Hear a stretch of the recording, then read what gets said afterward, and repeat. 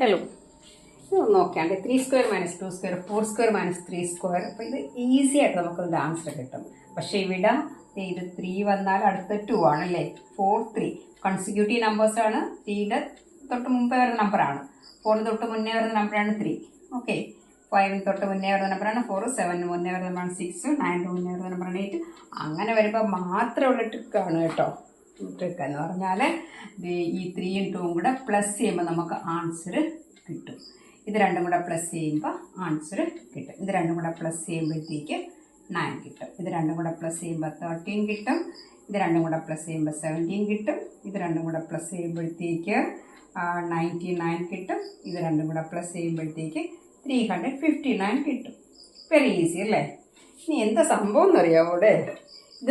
ഇതെല്ലാം A² - B² form ആണ്. A² - B² എന്ന് പറയുമ്പോഴത്തേക്ക് it is A + B × A - B, A + B × A - B. അപ്പോൾ ഇവിടെ 3 + 2 5 കിട്ടുമല്ലോ. പിന്നെ × 1 എല്ലാത്തിലും അങ്ങനെയാണ്. A + B രണ്ടും കൂടെ ആഡ് ചെയ്തിട്ട് പിന്നെ × A - B ആകുമ്പോൾ എല്ലാത്തിലും 1 തന്നെയാണ് വരുന്നത്.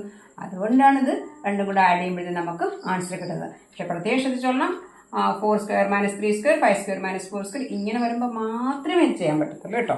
ഓക്കെ.